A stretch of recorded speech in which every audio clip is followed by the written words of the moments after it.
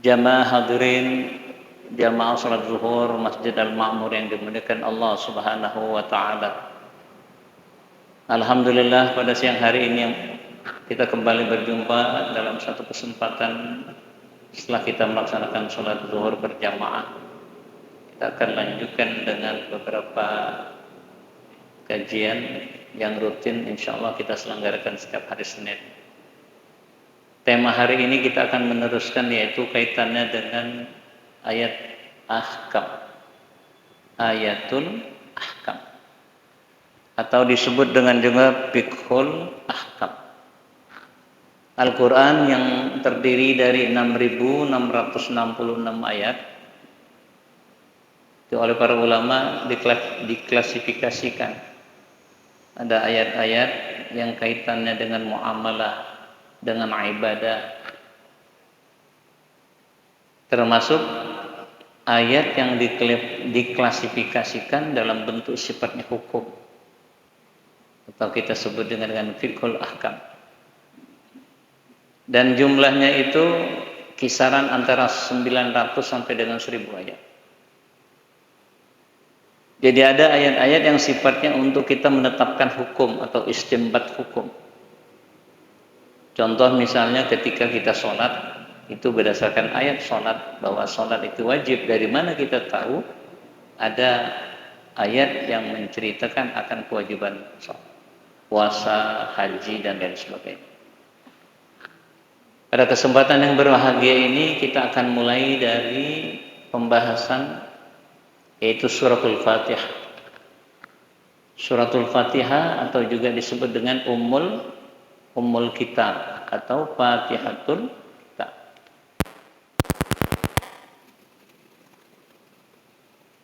Persoalan di dalam keseharian kita, ketika seseorang itu sholat, dia membaca suratul Fatihah. Ada beberapa hadis yang menjelaskan bahwa antara lain la sholata liman lam yaqra bi Fatihatil Kitab. Tidak sholat, tidak ada sholat atau tidak sah sholatnya atau kurang sah sholatnya apabila seseorang itu tidak atau belum membaca suratul Fatihah. Nah, pendapat ini oleh sebagian mayoritas ulama yang kita kenal dengan jumhur ulama. Antara lain Imam Malik, Imam Syafi'i, Imam Hambali. Yang kedua hadis an Abi Hurairah anin Nabi sallallahu alaihi wasallam man shalla salatan lam yaqra fiha bi ummil Quran fahiya khidaj.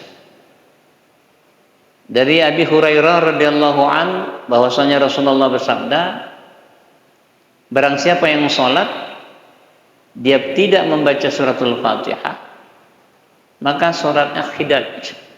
Kata Rasulullah kurang,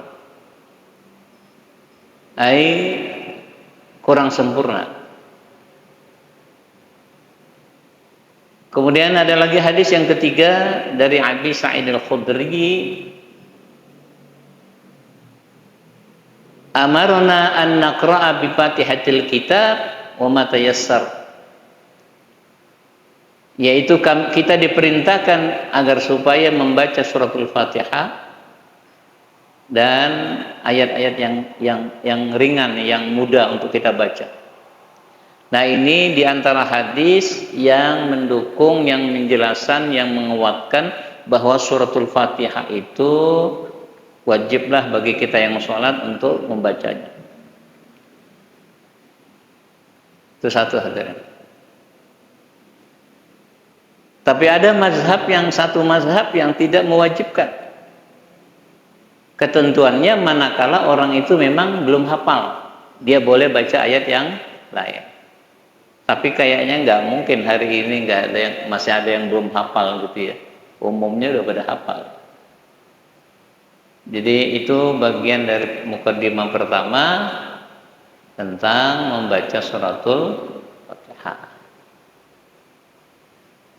Jadi la salata liman lam yaqra bi Fatihatil kitab. Kurang sah salatnya. Bahkan ada yang lebih keras, tidak ada nilai salatnya kalau dia belum membaca suratul Fatihah. Oleh karenanya hadirin, diupayakan dalam kita membaca suratul Fatihah betul-betul kita pahami gitu ya. Jangan sampai penyebutan hurufnya berbeda. Harus pas makharijil hurufnya atau juga panjang pendeknya. Karena itu akan berpengaruh dengan artinya. Jadi artinya akan berubah ketika kita salah penyebutan dalam huruf atau kurang panjang saja.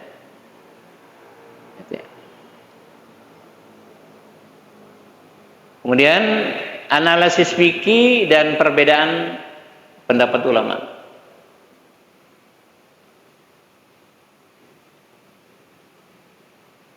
Kaitannya dengan bismillah. Sering kadang-kadang kita sholat ada yang baca bismillah, ada yang kagak baca bismillah.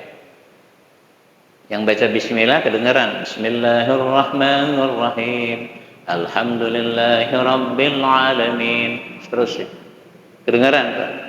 Tapi ada yang mereka Alhamdulillahirabbil alamin. Ada juga mereka diam sebentar, bacanya pelan, lirih gitu. Bismillahirrahmanirrahim. Baru dia membacakan Alhamdulillahirabbil alamin. Sering kan kita dapati ya. Sering kita temukan ya. Pertama, ulama sepakat bahwa basmalah atau bismillahirrahmanirrahim adalah salah satu surat An-Naml, surat 27 ayat 30. Innahu min Sulaiman wa innahu bismillahirrahmanirrahim. Sepakat tuh bahwa itu adalah bagian dari ayat yang ada di Al-Quran. Di surat An-Naml, surat 27 ayat 30. Sepakat.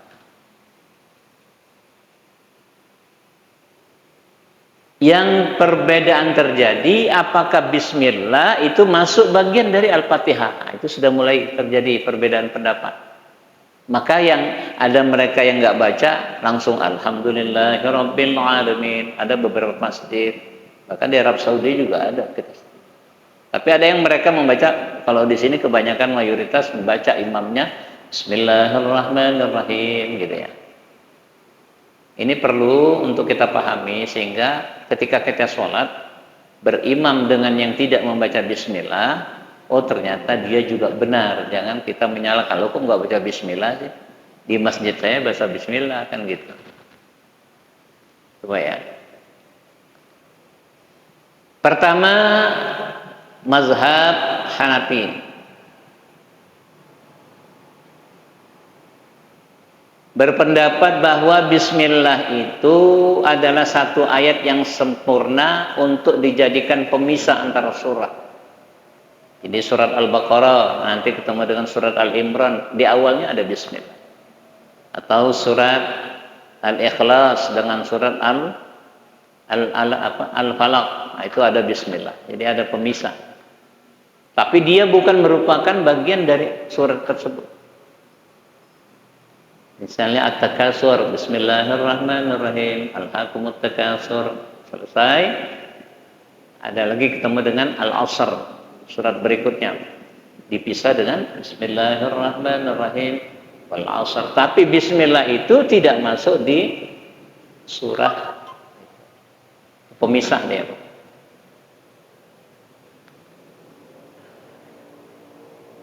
Kemudian pendapat Hanafi bahwa Bismillah itu bukan bagian dari surat Al-Fatihah. Makanya mereka yang bermazhab Hanafi, ya mereka nggak baca Bismillah atau baca tetapi tipis membacanya.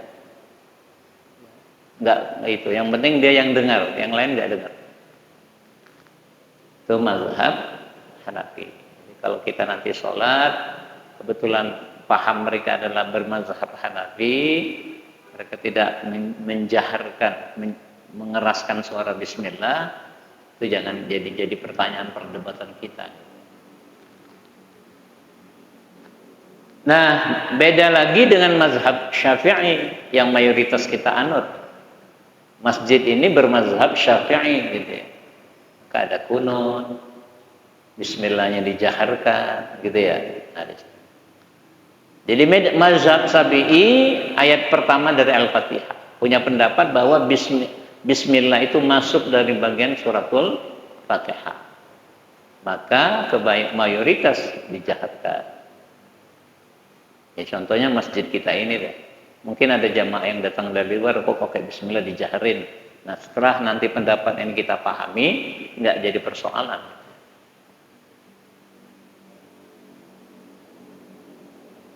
Yang kedua, mazhab Syafi'i berpendapat salah satu dari surat yang lain kecuali At-Taubah. Jadi bismillah itu bagian dari ayat-ayat yang lain kecuali At-Taubah itu nggak ada bismillah. Kalau kita lihat di surat At-Taubah itu nggak ada tertulis bismillah. Tapi di surat-surat yang lain itu di awalnya itu bismillah. Oke ya, hadirin yang berbahagia. Jadi setelah kita mengetahui ini, paling tidak menambah wawasan kita, pengertian kita. Oh, kok ada yang baca bismillah, kok ada bismillahnya tidak dijaharkan gitu ya, bacanya dengan diri. Ada bismillahnya dibaca dengan kuat. Oke, itu kaitannya dengan sholat. Nah, adapun di luar sholat, dianjurkan untuk setiap kita melakukan apapun pekerjaan dimulai dengan bismillah. Kata Rasulullah, pekerjaan yang tanpa diawali dengan bismillah, maka pekerjaan itu terputus bahwa afdal.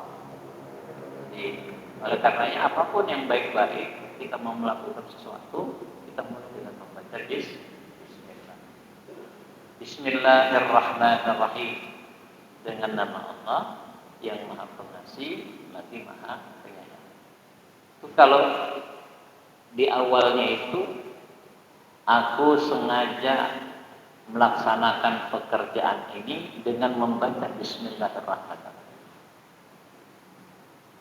Jadi hadirin jamaah berbahagia, demikian kira-kira uraian yaitu bismillah. Karena nanti rangkaiannya kita akan lanjut dengan ayat-ayat ahkam yang lain. Jadi untuk kita yang bermazhab Syafi'i, maka kita jaharkan ke bismillahnya kalau kita jadi imam. Kalau kita nggak jadi imam, kita ikutin imam aja. Ya. Misalnya imam sudah selesai mau rukuk atau kita datang, tapi masih ada kesempatan untuk sebelum rukuk kita datang nggak sempat kita baca surat Al-Fatihah, maka sesungguhnya surat Al-Fatihah kita itu sudah diwakili oleh imam. Ya, oleh karenanya tapi diupayakan jangan sering begitu, sering masbuk terus. Kalau bisa takbirnya imam itu kita sudah langsung takbir berbarengan setelah imam. Jamaah dari yang berbahagia, jadi bismillahirrahmanirrahim dengan nama Allah yang Maha Pengasih lagi Maha Penyayang. Alhamdulillahirabbil alamin. Jadi ketika imam baca, kalau kita berimamah, kita mendengarkan dengan baik. Kita ikuti bacaannya, sehingga insya Allah akan menambah kekhusyuan kita. Jadi jangan pikiran kita nggak tertuju kemana-mana. Ikutin bacaan imam, terjemahkan dalam hati. Segala puji bagi Allah, Tuhan semesta alam. Maka insya Allah ketika kita ikuti bacaan imam akan menambah kekhusyuan. Tapi kalau enggak, imam baca, kita baca yang lain, jatuhnya khusyuk kita hilang. Memang khusyuk itu susah, tapi harus kita upayakan. Jangan kita dari sholat atau sholat berimamah pada saat itu pula kita ingat namanya. Kadang-kadang yang diingat itu hal-hal yang sepele sih. Ingat duit 5.000, ingat habis itu mau makan apa, ingat hal-hal yang kecil. Bismillahirrahmanirrahim. Alhamdulillahirabbil alamin. Rabbil alamin. Tuhan, Rabb. Jadi kata-kata Tuhan itu ada ilahun, ada Rabbun. Bedanya apa? Kalau Rabbun itu Tuhan yang menciptakan, Tuhan yang memelihara, Tuhan yang mengatur, itu Rabb. Rabbis samawati wal ardh, Tuhan yang mengatur langit dan bumi. Jadi kata-kata Rabb banyak kita temukan. Nah, kalau ilahun secara zatnya Allah itu Tuhan itu adalah Allah. Asyhadu an la ilaha illallah. Tiada Tuhan selain Allah. Ar-Rahman Ar-Rahim. Ar-Rahman Maha Pengasih. Jadi kalau ada ditambah dengan alif lam itu menunjukkan keseluruhan. Seperti tadi kalimat alhamdulillah, segala puji bagi Allah. Ar-Rahman Ar-Rahim, yang Maha Pengasih lagi Maha Penyayang. Masukkan dalam pikiran kita, dalam hati. Sekarang kalau bukan karena kasih sayang Allah, nggak mungkin kita bisa beraktivitas, kita sholat zuhur. Kemudian Allah berikan kemudahan, rezeki dan lain sebagainya. Terus mata-mata betul-betul Ar-Rahman dari Allah. Ar-Rahim setelah itu nanti Allah akan berikan penyayang. Sebagian ulama mengatakan itu akan diterima oleh orang-orang yang beriman ketika nanti surganya Allah Subhanahu wa taala. Jadi di dunia kita sudah diberi rahmatnya Allah, di akhirat nanti Allah akan memberi rahmatnya Allah Subhanahu wa taala. Malik yaumiddin. Malik yaumiddin. Malik itu raja yang merajai hari kemudian. Dunia ini sementara. Pada saatnya kelak akan kiamat, akan hancur semua. Dan tanda-tanda itu sudah ada. Dengan meninggalnya saudara-saudara kita, orang tua kita yang dulu bersama kita sekarang sudah tidak ada lagi. Itu menunjukkan bahwa kehidupan itu pasti akan datang. Dan yang paling dahsyat nanti datangnya hari kiamat. Hari kiamat di mana semua bumi, langit terbelah, bumi hancur, semua mati. Kiamat. Jadi ada kiamat kubro, hancurnya alam semesta. Berikut isi-isinya. Ada kiamat sughra, mulai meninggalnya seseorang di antara kita. Kiamat sughra itu sudah ada. Di hari ini sudah banyak. Dengan adanya meninggal orang itu sudah banyak. Malik yaumiddin. Oleh karenanya didorong kita untuk mempersiapkan ketika datangnya hari itu. Ketika datangnya kematian, ketika datangnya hari kiamat. Kewajiban kita adalah menjalankan seluruh perintah Allah dan seluruh arahan Allah, mensyukuri nikmatnya Allah telah berikan kepada kita. Iyyaka na'budu wa iyyaka nasta'in. Tuh ada yang namanya objeknya dikedepankan. Kalau dalam kalimat biasa na'budu iyyaka. Tetapi ini untuk penekanan bahwa kita beribadah semata-mata hanya kepada Allah, nggak boleh kepada selain Allah. Nggak boleh bergeser nilai ibadah kita. Fokusnya hanya kepada Allah. Hanya kepadamu ya Allah kami beribadah, kami menyembah.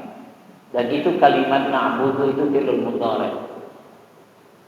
Artinya fi'il mudhari' itu istimrar, ya dulu ala istimrar. Terus ibadah nggak boleh putus-putus, khususnya ibadah sholat. Nggak boleh maghrib, isya sholat, zuhur asar enggak. Harus semua selesai sholat, karena sholat itu nanti suatu perbuatan amal ibadah yang awal pertama kali akan ditanya oleh Allah ketika nanti kita pada masyarakat. Kata Rasulullah, la yazalu qadaman abdal yaum hatta yus'ala 'anis shalah. Tidak akan bergerak seseorang sehingga dia ditanya tentang sholat. Jadi sholat 5 waktu ini tidak bisa kita sepelekan, tidak bisa kita main-main. Maka ada sahabat datang kepada Rasulullah, ya Rasulullah, kenapa kata Rasulullah tadi aku panggil kau tidak menjawab? Aku lagi sholat ya Rasulullah. Sampai 3 kali Rasulullah peringatkan supaya sholatnya diulang lagi. Sholatnya sampai diulang lagi 3 kali diperingatkan. Jadi kata Rasulullah, engkau belum sholat. Ternyata sholat itu harus betul-betul disempurnakan, mulai dari bersucinya, dari niatnya, mulai takbiratul ihram, baca suratul Fatihah. Jadi nggak boleh kita anggap yang penting kita sudah menggugurkan sholat sudah selesai. Mulai dari kebersihan kita, kesucian badan kita, pakaian kita, kemudian mulai kita berniat takbir, kita baca bacaan-bacaan yang kaitannya dengan sholat dan diakhiri dengan fa'in kubilat alaihi sholatuhu kubilat sa'iru amal. Kalau sholatnya diterima, kata Rasulullah, sholat kita diterima ini, maka amalan kita di dunia diterima. Zakat kita, puasa kita, kebaikan kita suka nolong orang. Jadi kata kuncinya itu di sholat.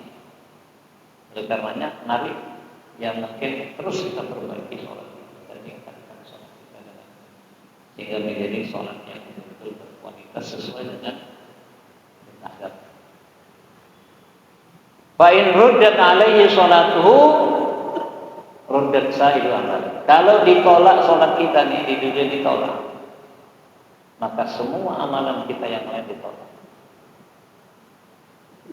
Oleh karenanya, mari kita sempurnakan, kita perbaiki sholat. Mulai dari tempat yang betul-betul dia ingin bersih-bersih, pakaian kita, badan kita, cara berwudu kita perbaiki. Jamaah hadirin yang berbahagia, Iyyaka na'budu, hanya kepadamu ya Allah kami menyembah. Jadi nggak boleh lagi kita menyembah kepada selain Allah. Harus menyembah selain Allah berarti syirik. Inna syirka la dzulmun 'adzim. Syirik itu dosa yang besar yang nggak bakal diampuni. Wa iyyaka nasta'in, dan hanya kepadamu ya Allah kami minta pertolongan. Jadi na'budu wa nasta'in, fa'ilnya nun, nahnu, artinya kita bersama-sama, beribadahnya bersama-sama, bersama orang banyak. Nasta'innya kita semua minta pertolongan kepada Allah, tak cukup kita sendiri. Jadi kita minta tolong kepada Allah, dan Allah pasti akan berikan solusi apapun persoalan yang kita hadapi. Tapi nanti syaratnya nak dulu ibadahnya benar. Insyaallah Allah akan tolong. Walau anna ahlal qura amanu wattaqau la fatahna 'alaihim barakatin minas sama'i wal ardh walakin kadzdzabu fa'akhadnahum bima kanu yaksibun. Seandainya suatu penduduk, pribadi-pribadi penduduk tersebut beriman kepada Allah, bertakwa kepada Allah, benar-benar beriman, benar-benar bertakwa, lamnya lam takdir, pasti kami akan bukakan pintu mudah, pintu keberkahan. Jadi kata kunci dari setiap kesulitan itu adalah taat dan ketakwaan, maka Allah akan berikan solusi bagi kita semua. Jadi kalau misalnya banyak persoalan yang kita hadapi, ayo kita berdoa. Mungkin ibadah kita belum sesuai dengan yang dianjurkan, diberitakan oleh Allah Subhanahu wa Ta'ala. Jamaah hadirin yang berbahagia,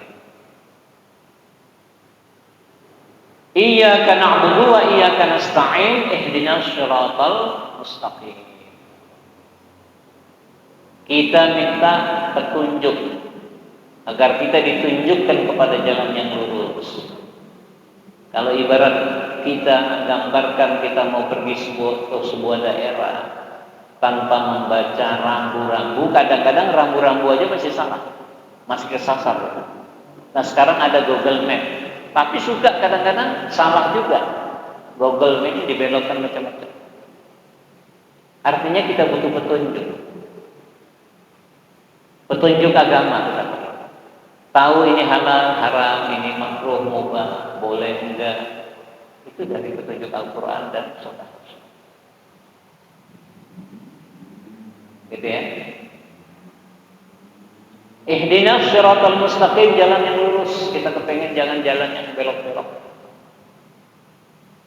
Lurus menuju apa? Surganya Allah Subhanahu wa taala. Kalau di dunia menuju kesuksesan di bawah ridho Allah. Itu kita inginkan.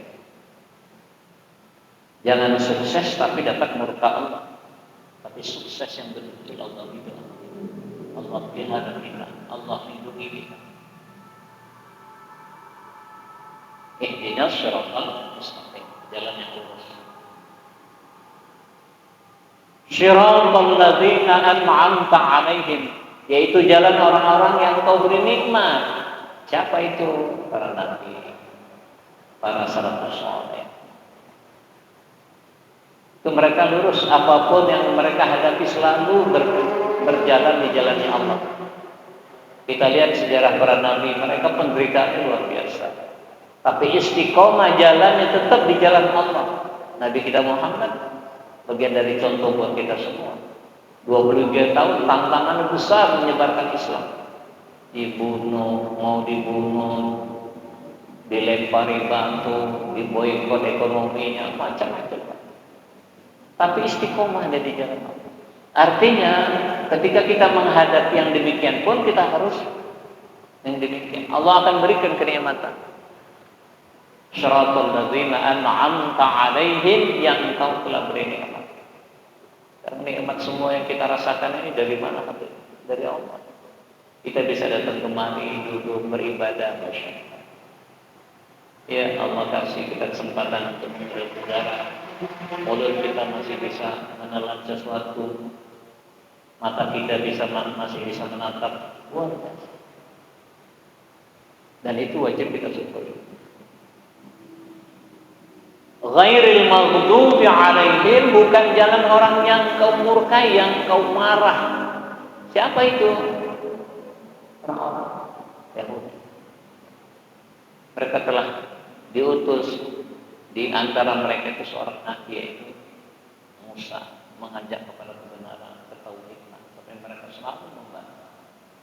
Kalau kita lihat sejarah Yahudi, yang ada penentangan terus. Allah murka dengan hal yang demikian. Waladhdallin, dan juga bukan orang yang tahu sesat. Orang yang sesat menurut tafsir adalah orang Nasrani. Kenapa sesat? Mereka menjadikan Isa sebagai Tuhan. Padahal Isa sendiri mengatakan bahwa dia bukan Tuhan, dia adalah utusan Allah. Ya kan, qala Isa ibn Maryam ya bani Israil, inni rasulullah ilaikum musaddiqan lima baina wa ya bani Israil al-qurun. Qala Isa ibn Maryam ya bani Israil, inni rasulullah ilaikum musaddiqan lima baina yadayya min at-taurat wa mubasysyiran bi rasulin ya'ti min ba'di ismuhu. Jadi aku adalah utusan, aku tugas bakal menyampaikan kabar gembira bahwa nanti akan lahir seorang nabi akhir, nabi yang terakhir, yaitu Ahmad atau Muhammad sallallahu alaihi wasallam. Jamaah hadirin yang berbahagia, demikianlah kaitannya dengan suratul Fatihah. Ada yang mereka membaca ketika sholat bismillah dijaharkan, ada yang mereka tidak dijaharkan. Nah itu juga kita sudah pahami. Nah kita mayoritas Syafi'i di Indonesia menjaharkan, karena pendapat Syafi'i adalah Al-Fatihah adalah bagian dari Bismillah adalah bagian dari suratul Fatihah. Alhamdulillah. Nah ke depan insyaallah kita khusus tematik akan bicara tentang ayat-ayat yang bicara tentang hukum aja, hukum sholat ya, hukum puasa kayak gitu. Baik, kita berdoa, Rabbana taqabbal minna innaka السميع العليم وتب علينا إنك أنت التواب الرحيم واهدنا ووفقنا إلى طريق المستقيم ربنا آتنا في الدنيا حسنة وفي الآخرة حسنة وقنا عذاب النار والحمد لله رب العالمين سبحانك اللهم وبحمدك أشهد أن لا إله إلا أنت أستغفرك وأتوب إليك. Wassalamualaikum warahmatullahi wabarakatuh.